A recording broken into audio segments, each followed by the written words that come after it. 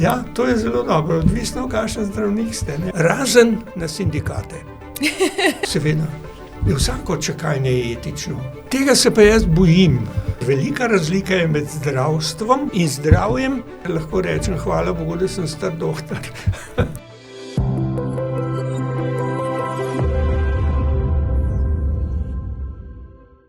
Lepo pozdravljeni v novi epizodi podcasta V sredini. V moji družbi je dr. Božidar Voljč, upokojeni zdravnik, nekdanji minister za zdravje, trenutno pa predsednik Komisije za medicinsko etiko pri Ministrstvu za zdravje. Lepo pozdravljeni, dobrodošli. Med bolj aktualnimi zdravstvenimi temami ta hip je vladno omejevanje dela zdravnikov. Zdravništvo je seveda na nogah, posledice bi lahko bile katastrofalne. Kako resničen je ta problem, ki ga skuša zajeti vlada, tako imenovano dvoživkarstvo in s tem razmejevanje javnega in zasebnega zdravstva? Kot je zdaj javni zdravstvenik, moram povedati, da na medicino gledamo z enovitega stališča, govori se o enotnosti medicine. Se pravi, ali je zdravstvo zasebno ali javno, je to zdravstvo, ki je namenjeno slovenski populaciji v našem primeru. Tako da eni in drugi zdravijo bolnike, zdravijo iste bolezni, za ene in druge velja isti etični kodeks in zakonodaja, tako da ta delitev na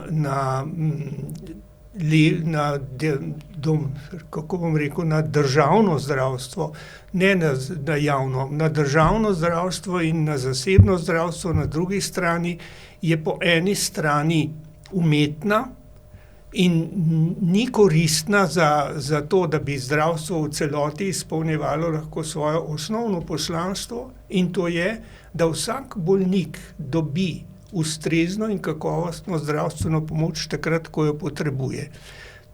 To lahko izpolnjujeta obe obliki zdravstva. Menim, da bi bilo pri nas bolje, če bi iskali način, kako potenciale enega in drugega zdravstva, ene in druge oblike zdravstva združiti na ta način, da bi imeli bolniki in slovenska javnost od tega največjo korist. Tako na to gledam kot star javni zdravstvenik in mislim, da bi to bilo pravzaprav urejeno tako, kot je po nekaterih državah že. Večinoma govoriva o naprednih zahodnih državah, tako da v bistvu je to nek korak nazaj. Ja, ni, namreč, tako bom rekel, zdravstvo ni nikjer popolno, ne. Tako kot zdravje ni nikoli popolno, tudi zdravstvo ni. Tisto, kar sem prej rekel, vsak bolnik takrat, ko potrebuje in tako naprej, to je ideal, ki se mu približujemo bolj ali manj. In zdaj, ko gledamo tisto kot kriterij, potem začnemo ugotavljati, kje in na kakšnih področjih smo od tega oddaljeni. No, in o tem bo najbrž tudi tekla danes beseda. Tudi ja. Ste tudi vi kot Komisija za medicinsko etiko prispevali kakšno mnenje k temu zakonu? Ne, glede zakonodaje, tukaj nas nihče ni nič vprašal. Vprašanja, ki jih dobimo v glavnem tisto, recimo zdajle, kar je bilo v zvezi z samousmrtitvami, to je bilo ministrstvo. Drugače pa vprašanja, ki jih dobimo in o katerih potem odločamo in objavimo na naši spletni strani, ponavadi pridejo iz javnosti, tudi iz novinarstva, kar veliko. Ko sva govorila o tem zakonu, se zdi, govoriva o zakonu o zdravstveni dejavnosti, da je to samo nadaljevanje neke vojne proti zdravnikom, potem ko se je že neka vlada postavila nekako na okope ob začetku zdravniške stavke, ki tudi še traja, ne, se pravi, še niso našli skupnega stališča. Kaj menite, da so pravzaprav razlogi, da ne pridejo skupaj? Eni razlogi so v tem, da recimo ločimo dušo državnega in zasebnega zdravstva do te mere, da sta si tukaj dve nasprotni polovici zdravstva, tam, kjer bi morali sodelovati. Hkrati se tudi vzdržuje ta bipolarnost v politiki in v medijih. To ni dobro. Ne? In tu bi morali kaj narediti za to, da bi zdravniki tudi bili zadovoljni. Jaz moram reči, da pri pripravi zakonov, pa ne gre zdaj samo za zdravstvo, ampak tako kot spremljam, recimo zdaj vrsto zakonov se predlaga, običajno pride potem iz javnosti pritožba, da jih nihče ni nič vprašal. In mislim, da bi bilo koristno pri vseh zdravstvenih zakonih, da bi v enaki meri pri njihovih pripravah sodelovali tako zdravništvo ali zdravstvo, če hočete, in na drugi strani tudi javnost, se pravi bolniki. Pa se vam zdi, da je recimo, omenjate različne vladne zakone, da trenutna vlada prepoznava resnične probleme našega zdravstva, si je postavila neke prioritete, na resnične prioritete, resnične probleme prepoznava? Ja, tukaj imam občutek, to je moj občutek, da je to bolj politično obarvano in da do tega, kar pravite, ali imate pravi občutek, da je ta občutek tudi politično nekako usmerjan. Medtem ko če bi iz popolnoma nevtralnega stališča pristopili, se mi zdi, da bi lahko bistveno več dosegli. Kaj pa je po vaše trenutno največja težava v zdravstvu? So to čakalne vrste, je to pomanjkanje kadrov, je to upravljanje zavodov? Zdaj, če zdaj moramo pa tako pogledati, se stališča bolnikov, največji problemi in se stališča zdravstva in zdravstvenih organizacij. Se stališča bolnikov, bi rekel, je največji problem ta dostopnost. Dobra dostopnost do zdravstvenega varstva, do zdravstvenih storitev je eden od kazalnikov dobrega zdravstva, ali dobrega ali slabega, odvisno od tega. Pri nas s temi čakalnimi dobami, ki se samo podaljšujejo, kljub temu, da ves čas govorimo, da jih bomo skrajšali, ki se ves čas podaljšujejo, je dostopnost tako slaba, da se začenja potem pojavljati tudi nepravičnost, neenakost. Da eni so bolj dostopni, drugi so manj dostopni, kar ni v skladu z zdravstveno etiko. In dokler bo temu tako, bomo tukaj se ves čas srečevali z določenimi težavami in z nezadovoljstvom bolnikov. Bolnik, ki potrebuje storitev, bi rad, da se to čim prej zgodi, in če mora čakati in ima občutek, da se mu bolezen medtem poslabšuje, to zagotovo ni dobro. Ampak to je samo en delček teh problemov pri samih bolnikih. Medtem ko pa recimo, če pa pogledava zdravstvo, je pa tukaj problem, ko pravite vojna proti zdravnikom. A ste rekla to? Ja, res. Ne rečem, da tudi zdravniki niso zakuhali kakšnega problema tukaj.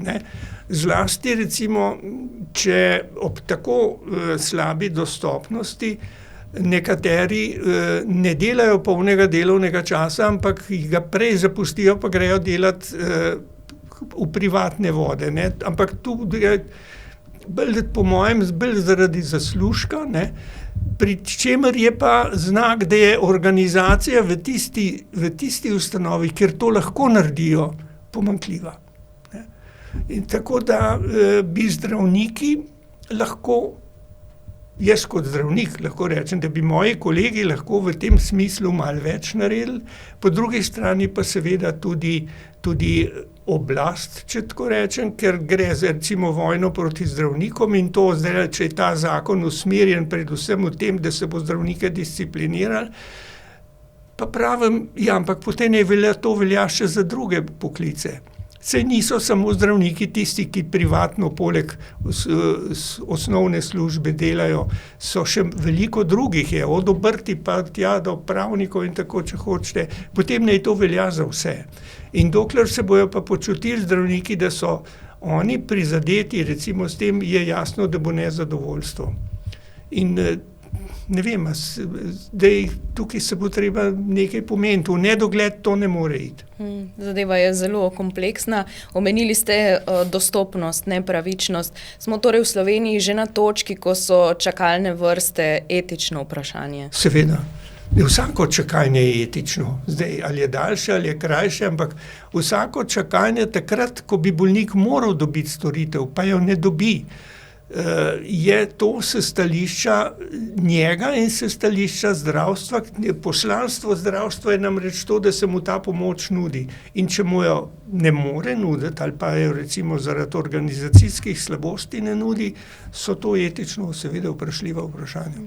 Veliko dela, predvidevam, imate tudi z vprašanjem pomoči pri prostovoljnem končanju življenja. Skozi njega se pravzaprav življenje predstavlja kot neko ekonomsko kategorijo, se pravi, zmanjšujemo stroške s tem, ko bi to uvajali. Skratka, odpira se razna vprašanja in dileme. Tudi zdravništvo pravi, da to seveda ni v skladu s prisego, ki so jo dali, ko so postali zdravniki. Ja, tisto osnovno vprašanje tukaj gre za vrednotenje življenja. Vrednotenje človeškega življenja. Namreč, da Ženevska deklaracija, ki je moderna oblika Hipokratove prisege, zahteva oziroma pričakuje, in tako tudi tam piše, da zdravnik, ko vstopa v poklic, obljubi, da bo absolutno spoštoval človeško življenje. Za to zahtevo je veliko zgodovinskih razlogov. In tudi zdaj še, recimo vsak dan se toliko in toliko ljudi umori, poglejte, če berete, spremljate časopise in medije, recimo koliko se ubije zdajle vsak dan mladih ljudi na vojnih poljih, ki so žal še tako naprej. In zaradi tega je izjemno pomembno, da zdravnik obljubi, da bo spoštoval življenje, da ne bo eden tistih, ki življenje smatrajo kot eno kategorijo, ki jo je pod določenimi pogoji lahko prekiniti. In tukaj recimo, ko ste me vprašali za stališče, naše stališče je, in to smo ga tudi že večkrat napisali, tam dobite ga na spletni strani komisije, da bodisi z evtanazijo ali pa z samomorom oziroma samousmrtitvami, kot avtorji predloga zakona pravijo, določimo kategorijo življenja, ki ni več življenja vredno. In ga je najboljše, če se ga usmrti. In to je izjemno nevarno tudi družbeno, zaradi tega, ker noben zakon, ki se sprejme, potem v življenju samega tega zakona pride do odklonov, potrebni so amandmaji, spremembe in tako dalje. In tudi tam, kjer so te zakone že sprejeli, vidimo, da s časom se indikacije za eno usmrtitev širijo. Na Nizozemskem danes tudi lahko že mlajše ljudi, otroke in tako naprej. Predvsem je pa kriterij neznosnega trpljenja, ki je povsem oseben. Mene recimo neznosno bom trpel lahko pri čem drugem, kot boste neznosno trpela vi. Ampak neznosno trpljenje je kriterij za usmrtitev. In tudi to je zelo nevarno. Neznosno trpljenje fizično ali psihično? Tudi je bila že evtanazija, je opisano ene mlajše ženske, ki je neznosno duševno trpela. Omenjali ste možnosti zlorab, širjenje tega polja pomoči pri usmrtitvi. Ne vem, iz katere države točno, zdaj sem pozabila, prihaja podatek, da je največ teh asistiranih samomorov pred dopusti. Ja, to sem večkrat slišal, ampak nikoli še nisem se prepričal v statistiki, koliko je to res. Lahko pa da je tako, ne. Zdaj namreč vedeti je potrebno to, ne. Če imate vi v družini recimo mamo ali pa očeta, ki imata demenco ali pa sta sicer zaradi drugih zdravstvenih težav tako prizadeta, da potrebujeta 24-urno oskrbo ves čas, ne, je potem to za družino ena ogromna omejitev možnosti. Težko se gre recimo na počitnice ali kaj podobnega, ne. Tako da je verjetnost, da bo pritisk na navidezno prostovoljno željo po usmrtitvi zelo velik in tega se tudi bojimo, ne. Tudi to smo napisali.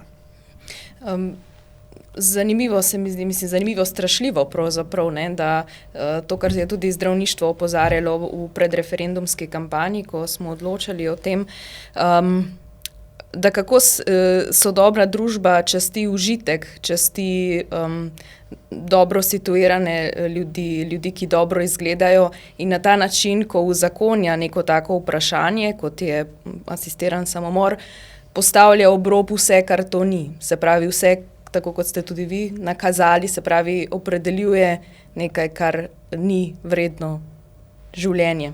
Ja, ob tem, da trpljenje je sestavni del naših življenj. Ne, v vsakem življenju pride do trpljenja, ki je lahko tudi neznosno. Ampak trpljenje zdaj na neke vrste predstavlja recimo nek kriterij, ko pa življenje ni več vredno zaradi tega, ker je potrebno so druge vrednote, ki jih je potrebno bolj častiti, ne. Res je, da ta predlog tega zakona govori o tem, da so duševne težave izvzete. Treba je biti recimo tudi pri presoji tega predloga zakona pravičen, ne. Ampak dejstvo je, da premalo premišljeno glede na posledice. Kaj pa zdravniški vidik? Kako se lahko zaščiti zdravnike v takih primerih? Ja, zdravniki itak ima možnost ugovora vesti in to bo, po mojem, bo večina zdravnikov ta ugovor vesti tudi uveljavlja. Ampak poglejte, mi imamo ugovor vesti tudi pri abortusu, ne, ampak kljub temu se abortusi delajo. Ker niso vsi zdravniki taki, da bi recimo to z ugovorom vesti se temu izognili. In zagotovo bodo tudi zdravniki, ki bodo pripravljeni izvršiti vse to, kar ta zakon predvideva. Pričemer je pa to za njih zelo nevarno. Recimo jaz sem bil 25 let zdravnik na deželi, spoznal generacije v družini, od novorojenčka do stare mame in tako naprej. Večkrat sem bil tam recimo na hišnih obiskih, so hodili k meni v ambulanto, pa mi povedali vse te težave. Zdaj pa naj bi jaz en dan šel tja zato, da bom mamo usmrtil. Tudi če si je mama to v resnici želela in se bo to zgodilo, zdaj ta zakon to usmrtitev prenaša na ramena samega bolnika, ki se bo usmrtil. Ampak potem, če to v resnici naredi, on ni za več za nobeno stvar odgovoren. Če pa bo družina začela obžalovati, da so to naredili, bo pa kriv zdravnik. Se je on to speljal, zakaj pa ni naredil, zakaj pa se ni in tako dalje. Tako da preveč stvari je, mislim, tudi odprla svoje vprašanje, o katerem bi se lahko pogovarjali zelo dolgo časa. Ja, res je. Omenjali ste že sami ugovor vesti pri splavu, pa sta to dve vprašanji, ki ju je mogoče usporejati. Ja, naša komisija, torej takole bom povedal, ne, v javnem zdravstvu smatramo splav za družbeno zlo, ki ga je treba kolikor mogoče zmanjšati. In če primerjamo število splavov v času, ko sem jaz bil še mlad zdravnik, pa zdaj se je to število drastično zmanjšalo. Splava je vedno manj, pri čemer je seveda tudi kontracepcija naredila svoje. Vendar je treba vedeti nekaj, ne. Vsaka nosečnost ni osrečitev. Je lahko tudi zelo velik problem za posamezno žensko, da ji drastično poslabša že itak hudo stanje, bodisi v družini ali kakorkoli že. In ve se, da če se ženska odloči, da bo splavila, bo poiskala možnosti, da bo to naredila pod vsemi pogoji. In vkolikor recimo ni splav narejen strokovno, bo šla tudi k mazaču, oziroma takrat bomo imeli spet nedovoljene črne splave z vsemi posledicami. Če namreč je splav strokovno izveden, ima ona še vedno možnost, da bo ponovno zanosila. Vkolikor pa je recimo se pride do take poškodbe rodil pri kriminalnem splavu, da tega ne bo moč, pa ne bo to več možno. Zaradi tega komisija ni absolutno proti splavu, ravno iz tega vidika, kot sem zdaj povedal, ampak to že zelo dolgo, že to stališče, ki smo ga imeli že pred 20 in več leti. Ampak dobro, to je mimogrede. Ja. Zdaj, mene čudi, recimo, kako tako prosto in vehementno govorimo o asistiranem samomoru, na drugi strani imamo pa nek sistem, recimo paliativne oskrbe, dolgotrajne oskrbe, ki pa sta nekako zapostavljena in pravzaprav govorimo o tem, kako bi se ljudi čim prej znebili, namesto kako bi jim omogočili kakovostno življenje, ne glede na to, da mogoče niso več v najboljši formi. Se vam ne zdi, da je ta fokus mogoče zgrešen? Ja, zdaj, če imamo bolnika, ki ima bolečine, recimo, treba je ločiti med fizičnimi in duševnimi. Običajno pri umirajočih bolnikih, kolikor jaz recimo iz mojih izkušenj vem, je oboje prisotno. Ne? Ko človek umira, se spominja določenih lastnosti, določenih dogodkov, določenih dejanj in bi rad z tega se izpovedal, če hočete. In je dobro, jaz velikokrat sem recimo sedel ob postelji, pa sem ga poslušal. Ne, da bi mu kaj dosti rekel, ampak tudi to je bilo olajšanje. Medtem ko fizično bolečino pravzaprav lahko premagamo z številnimi sredstvi, ki to bolečino zmanjšajo. Tako da ne smemo tega opustiti, pa kar iti na usmrtitev. Ne? Recimo, če je usmrtitev na vrh, gremo mi zdaj na vrh, namesto da razvijemo spodaj dolgotrajno oskrbo, pa paliativno oskrbo tudi v času umiranja. Ne? Ker paliativna oskrba je, ko vi neko kronično bolezen, ki je neozdravljiva, dobite, lahko živite še 20 let, ampak boste potrebovali tudi paliativno oskrbo. Še eno vprašanje, zelo povezano z vašim delom Komisije za medicinsko etiko, so seveda zdravniške napake.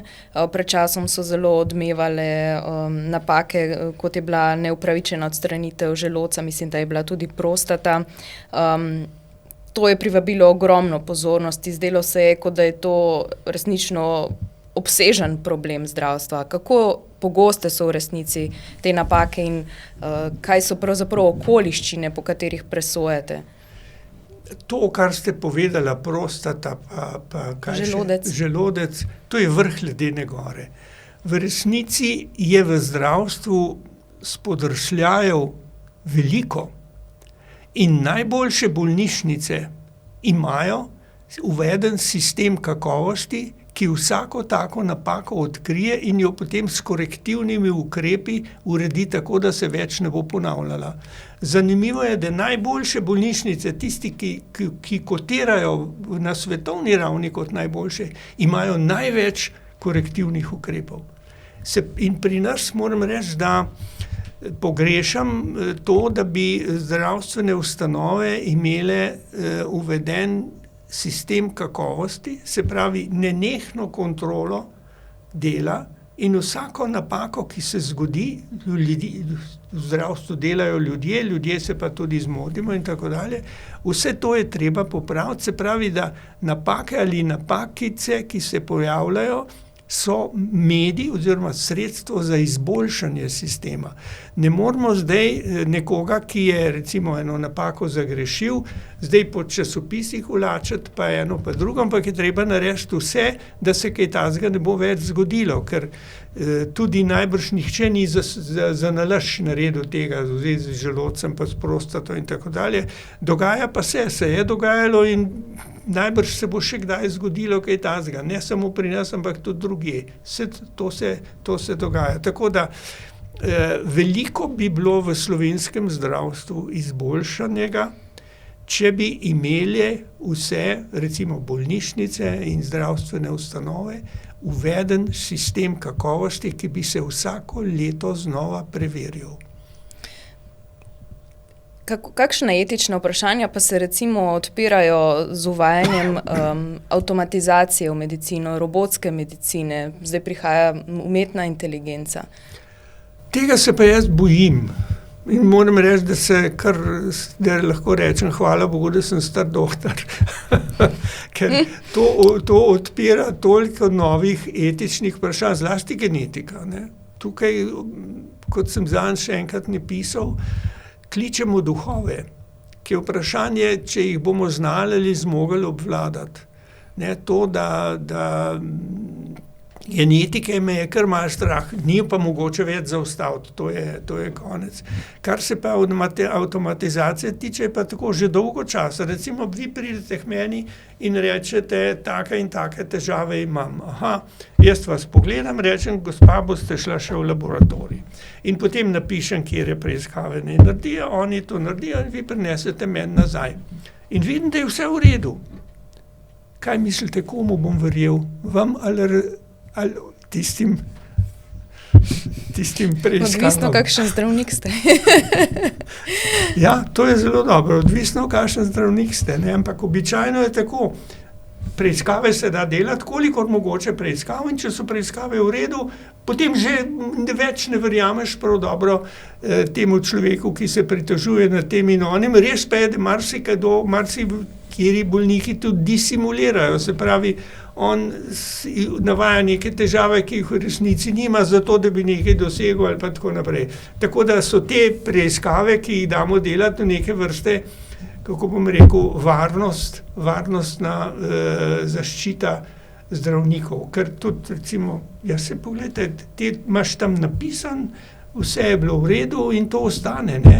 Zapisano, tisto, kar je zapisano, ostane. Tako da, ja. Ampak, veste, zdravstvo se je v tem času, kar sem jaz zdravnik, tako drastično spremenilo, in sicer to zaradi populacijskih sprememb. In s populacijskimi spremembami so prišle epidemiološke spremembe, se pravi, toliko, kolikor imamo danes kroničnih, neozdravljivih bolezni med starimi ljudmi, ki jih je pa vedno več. To odpira vrsto novih vprašanj, o katerih majčkeno sva danes govorila. Še eno kontroverzno vprašanje imam, in sicer o tem, kakšno je stališče medicinske etike do sprememb spola. Ja, zdaj, sprememba spola je osebna pravica vsakogar. Temu danes ne moremo oporekati. Stališče naše komisije pa je, da je potem, ko nekdo to stori, zlasti če je to mlajši človek, se lahko zgodi, oziroma kar pričakujemo, da se zgodi, da bo že kmalu začel tudi obžalovati, da je to naredil, ne.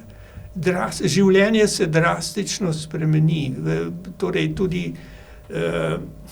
odnosi v družini, odnosi med znanci in tako naprej, to je vse dobi neko novo barvo, neko novo, na nov moraš sklepati in recimo pričakovati, da bojo oni to sprejeli na znanje in tako dalje.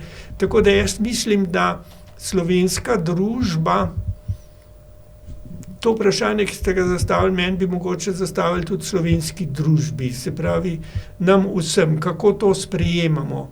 Mi smo zelo tradicionalna družba, to se kljub temu, da recimo naj bi bili ne vem kako napredni in tako dalje, tako da tukaj bojimo se,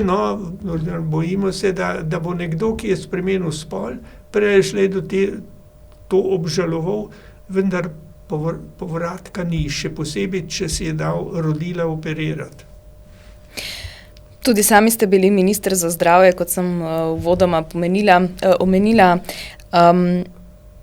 Bi lahko, bom tako vprašala, je kakšna težava od takrat, ki jo prepoznavate še danes?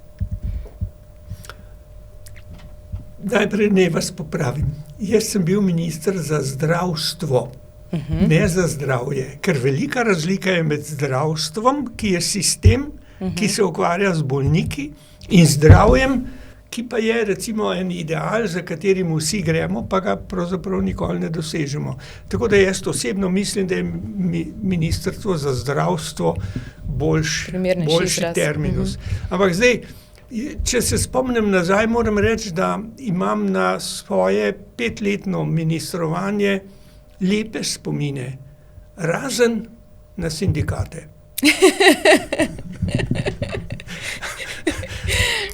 Glavne probleme sem imel s sindikati in to zato, ker so bili različni. Ne, in recimo Fides, tudi takrat sem imel stavko, ki je bila takrat med najdaljšimi v Evropi. Ne. Oni recimo, če smo se zmenili na sindikatu zdravstvene nege za nekaj, a ne, Fides niti ni hotel zraven sodelovati in ni priznal tistega, kar smo se tam dogovorili. Sliši se zelo podobno kot danes. In kakor hitro recimo smo se pa s Fidesom nekaj dogovorili, je pa v vladi šolstvo, minister za šolstvo, Slavko Gaber je bil takrat, tudi mi bomo, ne, recimo, vsi so vedno spremljali zdravstvo, kako je s plačami. Te plače, moram reči, da so še danes problem, ne. Poglejte samo, kako slabo plačujejo medicinske sestre, zlasti srednje medicine, to je škandal. Tudi recimo tele ljudi, ki delajo v domovih starejših občanov, so tako slabo plačani, ampak plače jim pa ne popravijo. Ja, kozmetično. Ja, mislim, predvsem tako, da ni učinka, ne. Da bi pri čemer je pa privabljali to nove izredno kadre. zahtevno delo. Ni toliko pomembna izobrazba. Temu delu, recimo, kako take nepokretne demenco prizadete bolnike, ki so higiensko nesamostojni, vsak dan znova rihtati, veste, to je izjemno težko delo, ki bi moralo biti tudi ustrezno plačano. Predtem pa seveda ustrezno cenjeno, ne. Tudi, ja, seveda, ampak tega izhajajo. cenijo tisti, ki imajo doma tazga bolnika, ne, vse drugače pa vprašanje. Za konec vam bom postavila eno tako vprašanje o tem, a ste bili kdaj vi pri presoji kakšnega etičnega vprašanja v hudi dilemi in katero je bilo to vprašanje? To bi moral pa premisliti. Torej, sklepam iz tega odgovora, da nobeno vprašanje ni enostavno. Ne, glejte, medicinska etika ima zelo jasna načela. Ne? In sicer štiri načela so, po katerih presojamo. In to je načelo dobrobiti, neškodljivosti, avtonomije in pravičnosti. Vedno presojamo z teh. Se pravi, karkoli se zgodi, naj bi bilo za bolnika dobro, naj bi ne bilo škodljivo, naj bi se upoštevalo njegovo mnenje in njegova želja in naj bi bilo pravično. Če se tega držite, imate pokrit hrbet. Jaz vedno pravim, najcenejša je resnica. Ker če poveš resnico, boš vedno enako povedal in vedno te bo resnica izrezala, pa karkoli bojo delali s teboj. Ne? Tako da ko to sprašujete, mislim, to je, moram reči, da je eno veliko varnost čutimo vsi v komisiji, ki, moram reči, da zelo dobro dela, zelo lojalno, kolegialno in pošteno. Delamo tako, da je to tisto, kar komisijo ščiti. In če ste novinarka, vas bom pa zdaj jaz vprašal, kolikokrat ste pa že naletela na kakšno kritiko dela komisije? Nisem še.